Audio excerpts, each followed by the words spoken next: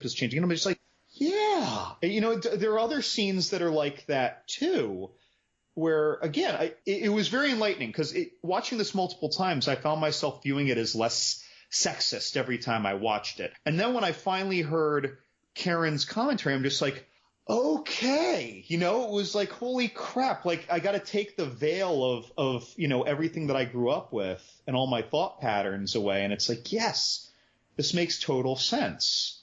That had been kind of, yeah, no, you're right. That had been kind of pummeled into us. And I don't know if you heard her say this too, John, but it was pretty interesting about Diablo Cody. She had just won the Oscar, and Meg, she had just won the Oscar, and the studios gave her like carte blanche to write whatever script she wanted. I have that written down here too. Yeah, and she kind of, it's interesting to hear her talk about this because in multiple places I heard her say that she kind of feels like she let some people down with what she wrote. That they shouldn't have trusted her. Yeah, and it's kind of interesting. And I also think, though, she kind of said, because it's not a particular movie, you think it's going to be a kind of like Megan Fox horror film, and it's not exactly a comedy. And I think it kind of falls in with the classics of cult classics. Big Trouble in Little China. People were like, what is this movie? When people went to watch The Thing after, we talked about this, John, on the podcast, when The Thing came out after E.T., people just went, what is this dark, like, this is not E.T., like, this is not what we were paying for, this isn't a Kurt Russell picture. Escape from New York. Oh yeah, that's such a great movie. And I think people sat down, and I think that's why it's become a cult classic, is because it's a weird little movie. It's bloody, it's different, and it's just not, it doesn't fit into a tidy box, I would say. Well, what's funny, Vox made another really good point when talking about this. The marketing was all wrong. We've already heard all of that they set it out there as this sort of, oh, it's for young men type of thing, even though it was written for young women. And Vox made the comment that none of the men in this movie have enough presence on screen or in character for audience members to project themselves into it. So why would you think that it's made for men? Oh, yeah. They're all such tiny side characters. It's about the two girls. And unlike other stories where you project yourself into the ideals of the main character or even the side characters and you side with somebody, there's not enough of that of the guys for you to do that. Yeah, I know John bought a Bowflex because of this movie. As you do. But I flipped it upside down. Yeah. I flipped it upside down so I can deadlift, so I can pull from the ground up, so I can deadlift with it. No, that's a good point that they wrote in there. It was a very insightful article. I recommend it. Vox 2018. Well, and also, I have a question.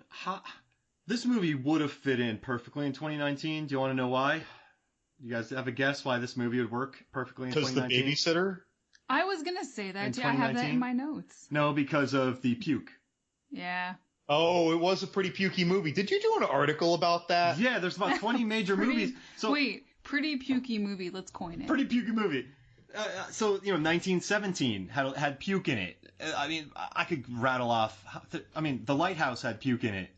Charlie's Angels had puke in it. Wait, I've got it. Pretty pukey picture. Pretty pukey picture. Had there was about Dr. Sleep had puke in it. Yeah, it did. It had so many things. Didn't we just watch a movie with puke? Yeah, most of the 2019 movies. Dead Don't Die. Someone pukes behind a car. I think there's puke in 1917. I know we were on a great run. Yeah, that one. German soldier pukes. So yeah, I know I changed our subject, but John, how mad would you be if I came in your house, ate all your chicken, then puked on your floor, then left? Not his chicken, Mark. Okay, just to be clear, I would be very worried for you when it happened, but then you leave, I'm going to be like, that dude's an asshole. I do the same. I'm like, man, John's sick. Wait, he just left my home. Right, he didn't even apologize, he just left. If you did that and just fell face first on the kitchen floor and passed out, I'd clean stuff up, because you can't. But if you just walked out with my chicken all scattered all over the place, and I ate all your meal prep, because I know you cook on Sundays, John, how mad would you be? Ooh, you just touched a sensitive area there. I mean, if it was our house, the cats would be really happy. Yeah. Chicken all over the place. Black goo vomit? We couldn't get to the chicken fast enough. Before they ate all the scraps. All over it. Mm-hmm. Do you think that black goo vomit was from the alien world? So I actually have a lot of questions about that, and I had none of them answered at all. Well, Because that's true. that was just like some It moves. writing flair Yeah. that was put in the script notes, and then they just visualized it later, but they didn't explain any reason for that at all. The black goo? And what that made me think of actually was the movie Splinter, which came out like 2 years earlier. I love that movie. So Splinter, though, that goo, when it reaches for things, it's almost like that liquid magnet stuff, like how it does that. So it looked just like that. And I was just thinking, like, did their special, like, visual effects guy, which one's on screen and which one's afterwards? Visual effects is so there's special effects in camera. Yeah, that's like Nicotero type stuff. KMD. So the visual effects guy, I'll bet, just loves Splinter. Because I gotta tell you, Well, doesn't it also, what's Event Horizon, that like ball, doesn't it have like little spiky things that come out of it in the center of the ship? In the center of the ship, spiky. It does do some weird stuff. Yeah, the core. It gets weird. Yeah, the core does get weird. The gravity core. That thing's black gooey. Oh yeah, so you know what? That thing, she got sucked into Event Horizon, got some black goo in her. Well, after the Event Horizon went farther than any man could ever conceive, it came back with Jennifer's bile. That's another one of our episodes you should listen to, by the way. It's a fantastic episode. That was a great one. There are some great that one and Bram Stoker's Dracula, for example. Like we did some movies that felt like epics. Cure for Wellness. If I had to recommend 5 episodes, those would be in there for sure. Because we dropped some humor, we dropped some knowledge, we dropped some bile jokes, bombs. Fifth Element was a big one. Fifth Element? Fifth Element was a big pod. Oh yeah, there was a lot of work on that. That was a long time ago. Yeah. So I was reading some other so Karen said that she loved American Werewolf in London and Heathers, and I can see that aesthetic in this film and the Howling, kind of that a cheeky comedy but smart comedy aesthetic to it. She called it a wild swing between tones that she liked. Because people get murdered in this movie. Like she kills innocent. Remember that one nice goth kid with the Hot Topic pants? He was so nice. I felt terrible. Yeah, Colin. I felt terrible for Colin. I liked him a lot, and he's the one who made the Rocky gag. It's funny too because he went straight from that movie to the remake of Friday the 13th, or Nightmare on Elm Street. I don't remember that movie. I don't remember. Is there puke in that movie? No, there's no puke. That's why you forgot all about it. There's no puke. Yeah. Alligators. There's no alligators or puke. It's not worth watching. That's going to be the name of my production company. Do you want to join? Puke and Alligators. Puking Gators. Gator Puke. Gator Puke. Yes. Gator Puke Productions. We bring the best in Gator and Puke movies. So I read a script, right? I'm reading like Kramer versus Kramer. I love it. Not enough puke or gators. So I just make them go to a zoo, see a gator, and then later on someone just... Like it's a family outing. They're trying to reconcile their differences, so they go to a gator farm. And someone in the background's sick, so then they puke. What if the gator puked? Ooh. Oh. Wait, there's a crime movie for you. A gator pukes, and they find a body. And the detectives have to find out. An arm happens. A hand flies out. Was it The Perfect Murder? When a gator pukes, does this like partially digested thing come out like in like Anaconda when it regurgitates John Voight? Oh, for sure. Yeah, the finger sticks into a tree. That's where the crime element comes in. And we also recorded an Anaconda episode. Was it a stupid tourist or was it murder? Whoa. Wild Things 3. Oh dear. Gator puke. CSI. Gator puke? Yeah. No, that'd be Miami. There's gators. It would be Miami. But we're in There's Miami, puke. so we have to come up with a different one. There's a lot of puke in Miami. Gator puke. CSI Bayou. Oh, I want that. You could do New Orleans as well. Yeah. It's gators. And I'd also do crocodiles can work as well. I'm fine. You could do CSI Egypt. No crocodiles. CSI Queensland. Yeah, exactly. CSI Jacksonville. CSI Oregon. No, wait. What? No. Are we doing mooses? No, Fair? I messed up. CSI Maine. Oh. Because Lake Placid. Oh, yeah, Lake Placid. Jeez Louise, I missed. Because there's Portland, Maine. Jeez Louise. Complete wrong sides of America. You've been there. You've tasted the beer. Yeah, I have. Maine. Good beer. No puke. Well, I hope. Hopefully Well, there probably is. I mean, In the beer? no, at the brewery. You know, have a few too many. So how about this? Let's take a quick break, and when we come back, we'll talk more Jennifer's Body. Welcome back to Movies, Films, and... Just a second. Ugh. Oh. Welcome back to Movies, Films, and Flicks. I am Mark Gator Hoffmeyer. Oof. Thank the other guys. And we're back. I just lost control of that intro, but I'm rolling with it because I had fun with that. I got a With surprise. Megan Dry Heave Hoffmeyer. John, well, no, you know, my buddy DJ, yeah.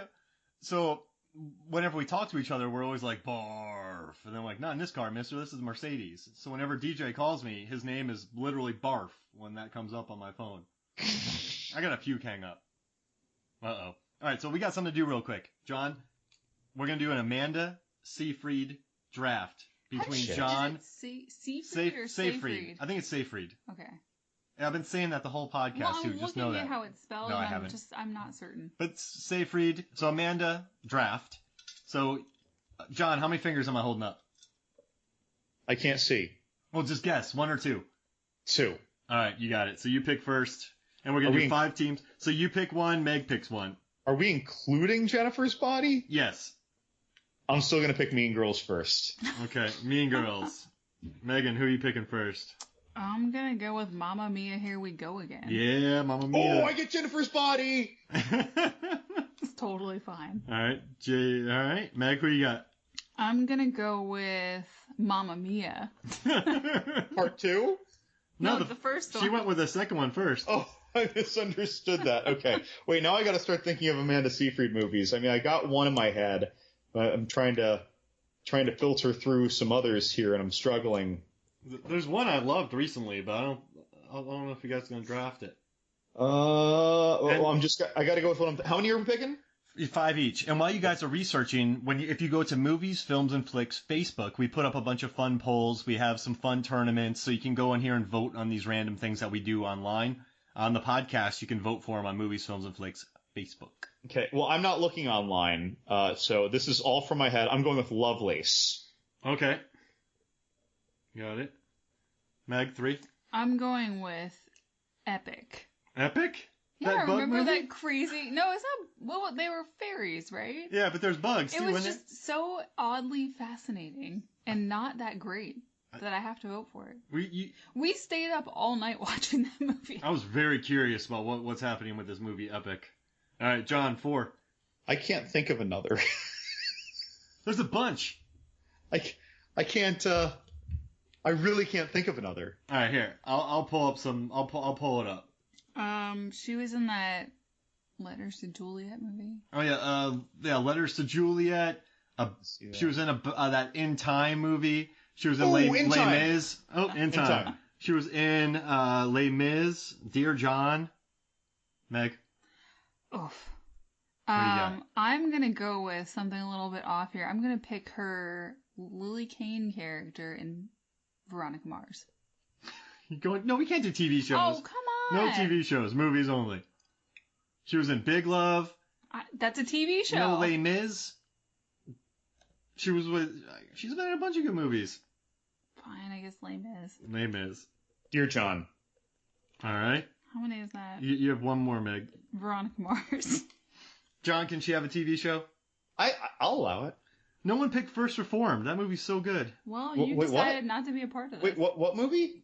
She's in a movie called First Reformed with Ethan Hawke. It's really messed up. It's by the guy Paul Schrader. No, I don't know it. It's a soul crusher. It's good. Like a soul crusher, like